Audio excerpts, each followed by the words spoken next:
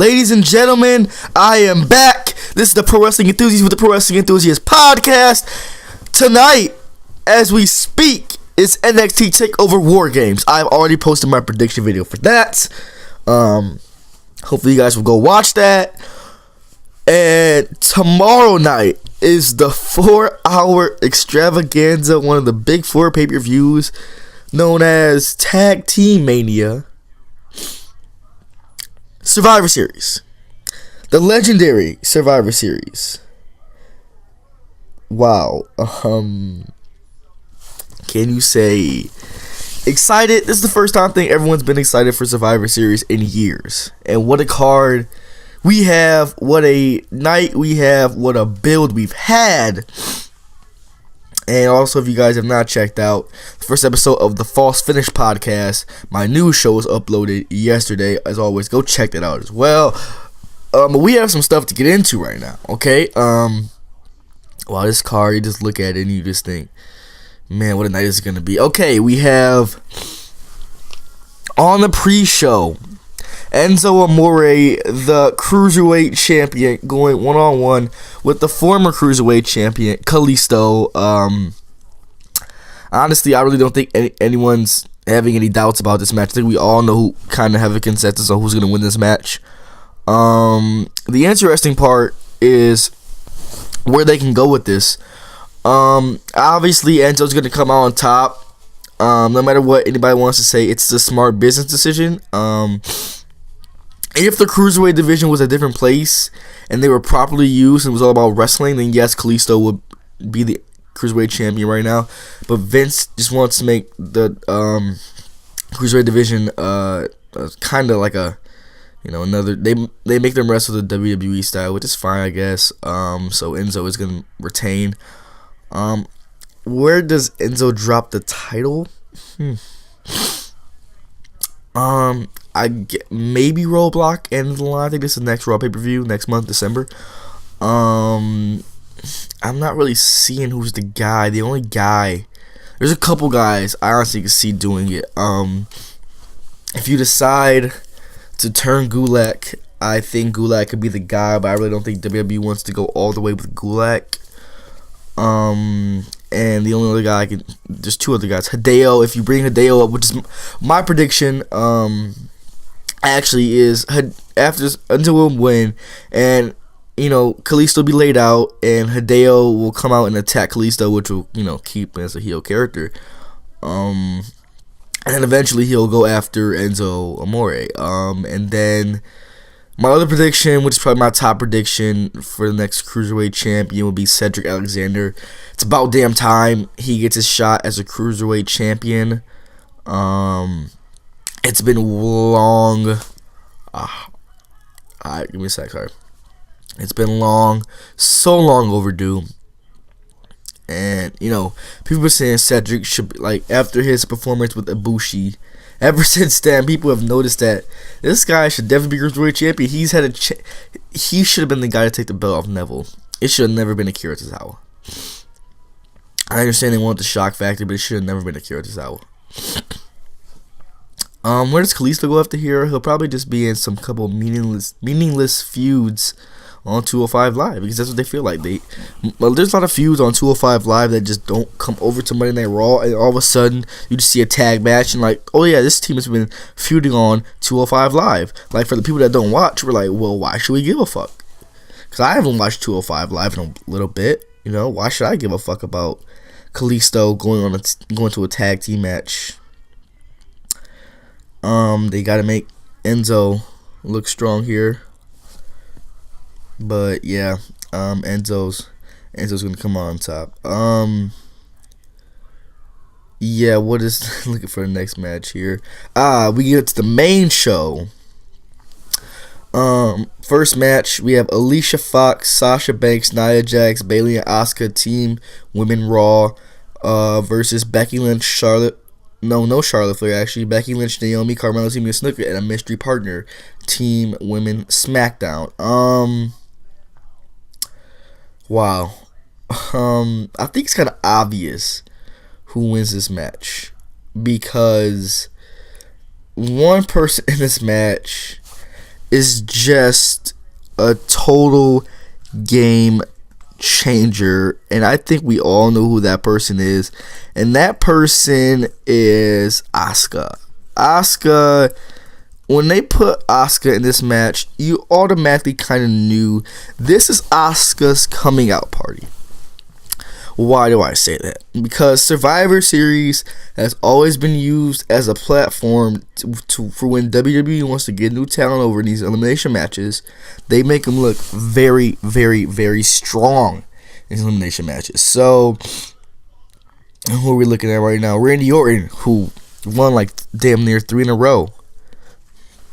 Roman Reigns back in 2013, who eliminated almost the other team after the Shield was eliminated, after Ambrose and Rollins were eliminated. There's probably countless others that I'm just forgetting, but you know, this is what I see for Asuka. As far as the mystery partner, it's intriguing.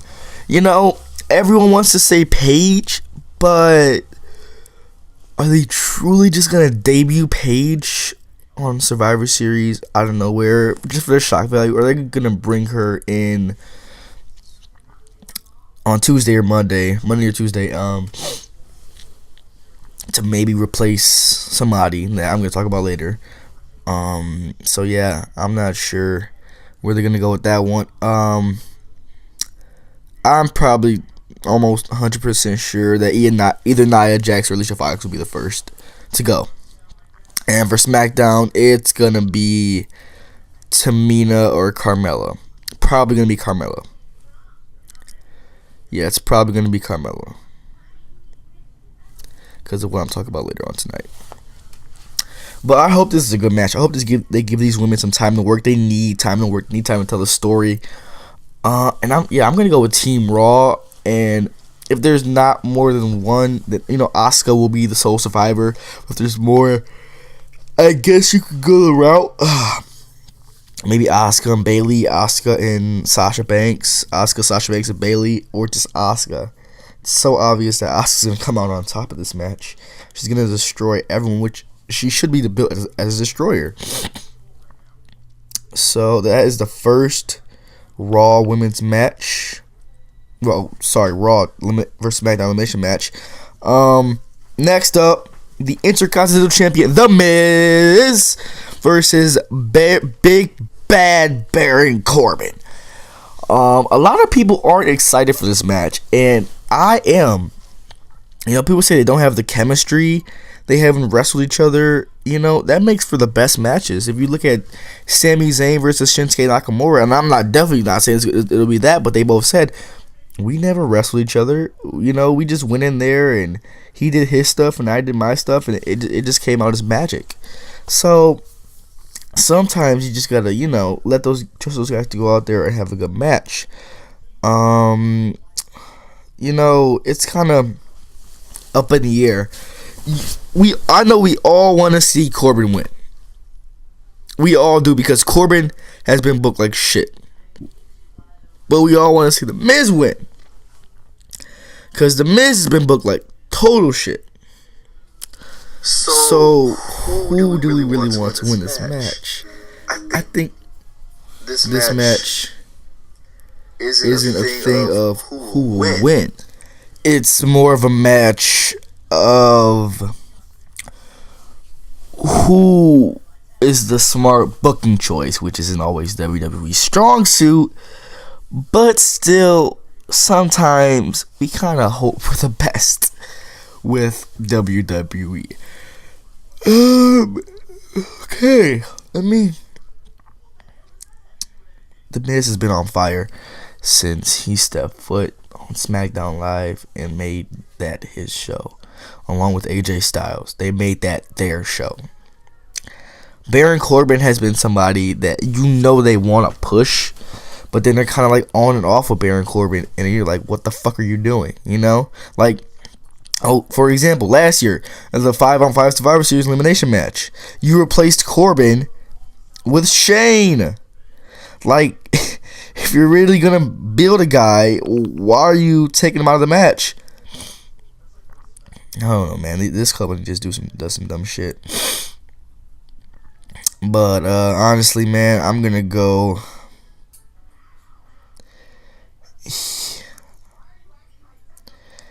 I'm gonna go with The Miz, just for the simple fact that I don't see Raw coming out with too many matches tonight. It's not because I'm a big SmackDown Live fan, which I am. I just, if The Miz wins, okay, I'm gonna call this. If The Miz wins, and The Miz wins by interference, and there's not any interference, Baron Corbin beats him in the ring. That's just what happens. Okay. Next match, The Bar versus the Usos. The Bar is going to be welcomed. I promise you, they will be welcomed to the Uso Penitentiary. Man, I am literally so excited for this match because I don't think we've ever gotten this match. Now, we've probably gotten like the Usos versus what were they called? We the People, damn, Swagger and Cesaro. The Real Americans. That was the last time you ever saw Cesaro going up against the Usos, and you know that's just beautiful stylistically. Yeah, but the Usos against the Bar, man. The Bar is totally underrated, and people are just pissed. And they took the titles off the Shield, but the Shield had to have the titles taken off of them for obvious reasons, for the match they have, later on in the night. And honestly, the Shield isn't gonna last past the damn Royal Rumble. It's like, what? Like, who? Sometimes fans just don't get it. Sometimes there is long-term booking in WWE. We all know what the main event of WrestleMania 34 is. I think we all know. And WWE is already starting to plant seeds for their WrestleMania 34 matches. So give them credit for that. We have most people know or think, that AJ versus Knock is going to happen. And you got to wonder, are they going to pull the trigger with that one? And then you have Lesnar versus Reigns. Those are the two matches that I believe are set in stone. So I believe the Bar and the Usos is another thing of long-term booking, because you're thinking, okay, maybe it's not very long-term booking, but it's, the Bar has the championships, because damn it, the Usos aren't going to last long. Well, it'll be hard to take the championships off of them when they have a long-ass reign. Then, in early beginning, have the New Day. It's the easiest way. Have the New Day, distract them, have them not look weak, and have a good way to do it. The Usos have been on fire since they turned heel, man. On fire. Like, wow. Like, I by the time they were done being babyface, I hated the Usos with all of my, not going to say heart, but I hated them with the passion as characters, because, man, they were so stale as baby faces, and Vince was trying to make them something that they weren't, and the stupid face paint, and oh my god. But that theme song change, and the attire change, and the attitude change, and the promo was right now, and I can kind of see WWE trying to turn them babyface, which is okay if you keep them as edgy babyfaces, and they continue to be the Usos that we've been seeing on SmackDown Live, not those face painted up damn Samoans. Okay? Alright. Prediction for this match is the Usos. Simple. Why would you make the Usos lose? They are the team in this match that have been champions for a long time. They have the chemistry, they have the more dominant record, and they have just been kicking ass. And I think everyone in the company probably knows the Usos is kicking ass right now, and they're probably going to give the Usos a damn win. Where are we now? Alexa Bliss versus the newly crowned SmackDown Live Women's Champion Charlotte Flair in a hell of a match against Natalya this past Tuesday. Alexa Bliss has surprised me so much. I remember when Alexa Bliss was called up from NXT, and everyone was like, "What? She's not even a fleshed out character."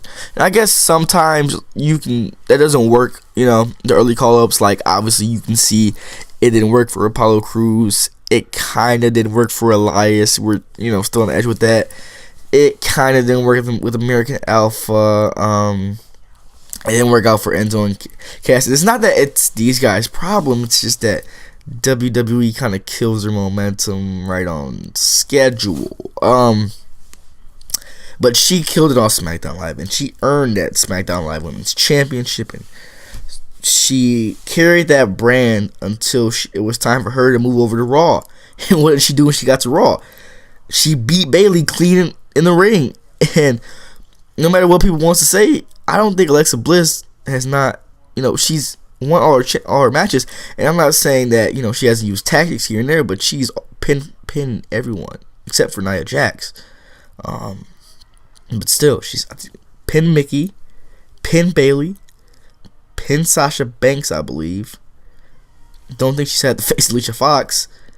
Am I missing anybody? I don't think so. Probably pinned Dana Brooke. Probably pinned Emma. Yeah, Alexa Bliss has carried that women's division. But we're moving on to SmackDown Live's champion, Charlotte Flair. Someone that has been in pure obscurity for the last couple weeks. And kudos to WWE for once picking up on the right story. They could have did the whole, Charlotte Flair. They could have made like a whole Eddie Guerrero thing. Oh my God, she did it for her dad. She did it for her dad. Oh God.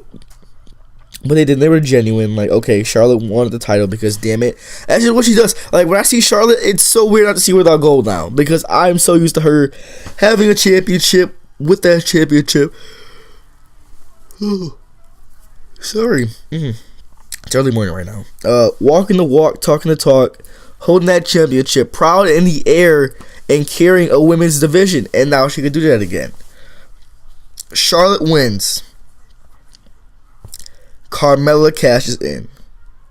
But Carmella does not cash in on Charlotte. Carmella will cash in on Alexa Bliss. Mark my words. Carmella cashes in. She could do it on Charlotte. But the smart booking decision is Carmella cashes in on Alexa Bliss. Why? Because it's been rumored that WWE wants Charlotte to have a very long title reign. And what's the best way to take advantage? Have her take the title off Alexa. Have a decent reign, and then have Asuka take the championship off of her instead of taking the championship off Alexa by Asuka and ruining what you've built with Alexa for months.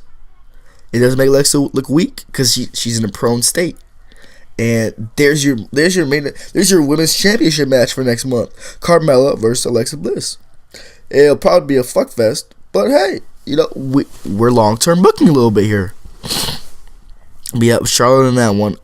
Next up, we have The Shield versus The New Day. I never thought we'd see this match. I never thought we'd see The Shield. After a while, I just said, fuck it. We're never going to see The Shield debut. So, after, saying, fuck it, The Shield isn't going to debut, and they debut, I'm going to say, fuck it, the club isn't going to get back together every fucking day to see if they get back together. Because that'll be something. The club versus The Shield.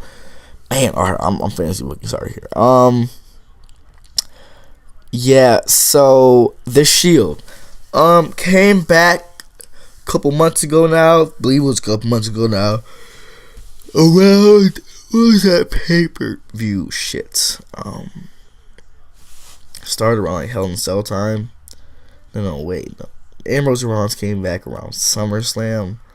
About SummerSlam, what was that? SummerSlam and No Mercy time. And then Reigns started to come around after like Hell in Cell time. So, where do we go from here? Hell in a Cell wasn't even a Raw paper.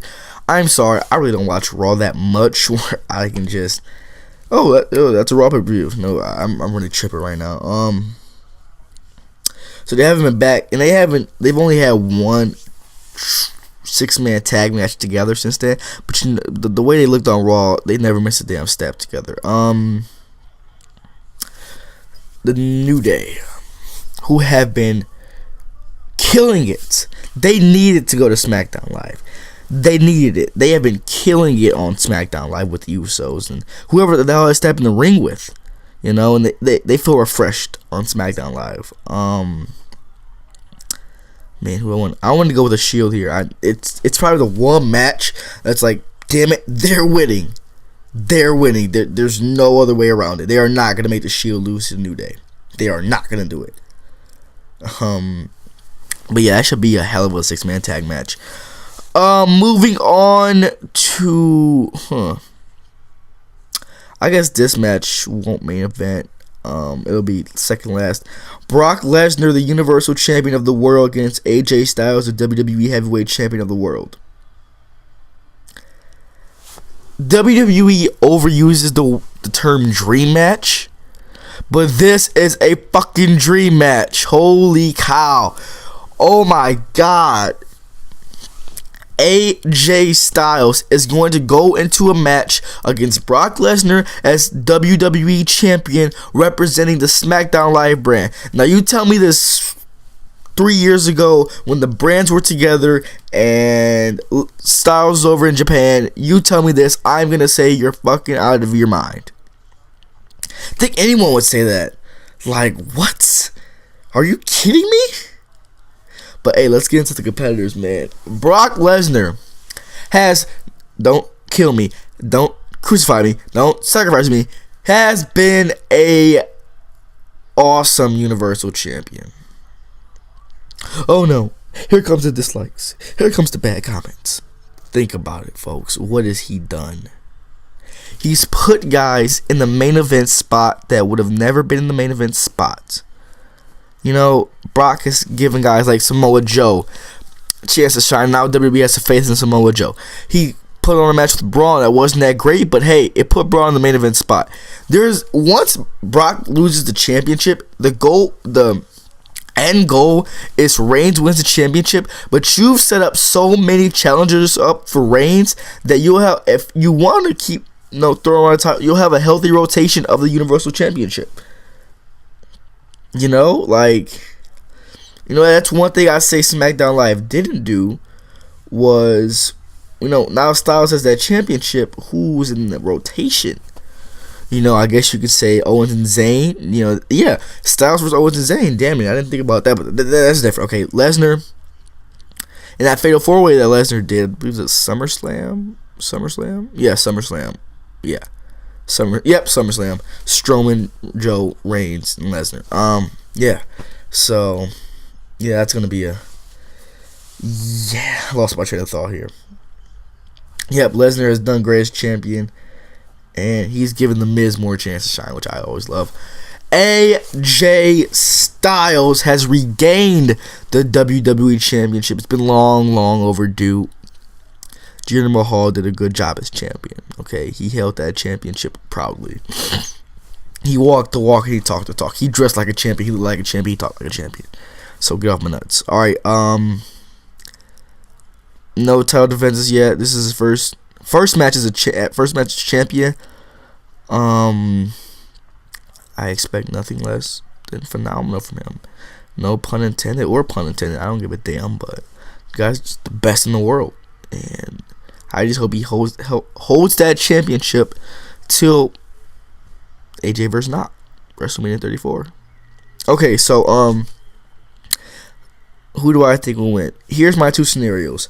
With the one I'm gonna pick is Brock wins with interference from Jinder Mahal, or AJ wins by interference of Anderson and Gallows and Balor. That's just a fantasy right there. Alright, so, yep, Brock wins. And we move on to our main event of the evening.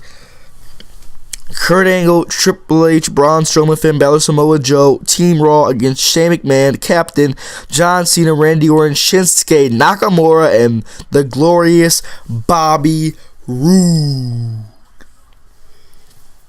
Okay. Give me a second. Okay, WWE. You killed it with this one. You did yourself in with this one. Okay. Yeah. Team Raw is winning. Yeah. Yep. That's happening. Who will be the sole survivor? It has to be Finn Balor or Samoa Joe. How does Team Raw win? First of all, Jason Jordan's going to come in this match pissed off. He's going to go after Kurt Angle.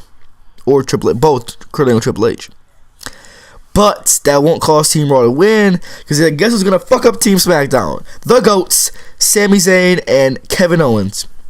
And Vince will not let Team SmackDown win the brand versus brand match 2 years in a row. I just noticed that, because SmackDown did win last year. So that's definitely not going to happen. But Raw wins, and we get some more storyline set up for the next couple months. Are you guys excited? I know I've been asking that every video, but are you excited? Damn, I just hit the damn mic. I'm so excited. Alright, guys. I'm going to kick back and do what I always do the day of pay-per-views. Watch a whole bunch of damn matches to get myself ready for some wrestling tonight. It's NXT TakeOver War Games tonight as we speak. So as always, thank you guys for watching. Like, comment, subscribe. Yeah!